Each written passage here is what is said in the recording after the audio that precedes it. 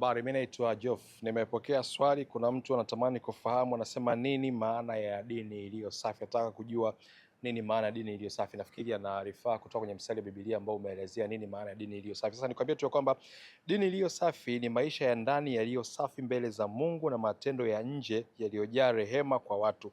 Ni mchanganyiko wa utakatifu binafsi na huruma kwa ajili ya watu wengine. Hivyo ndivyo ambavyo kwa kifupi naweza kusema, lakini ufahamu tu ya kwamba kuwatendea wengine kwa huruma na upendo, matendo ya rehema, kuwatazama yatima na wajane ni mfano wa kuwajali watu walio na uhitaji mkubwa, yaani walio wanyonge, maskini na wenye dhiki.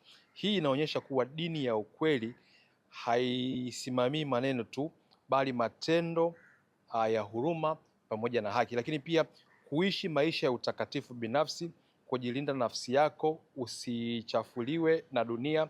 Ni wito wa kuto kuiga maovu, tamaa au dhambi za ulimwengu.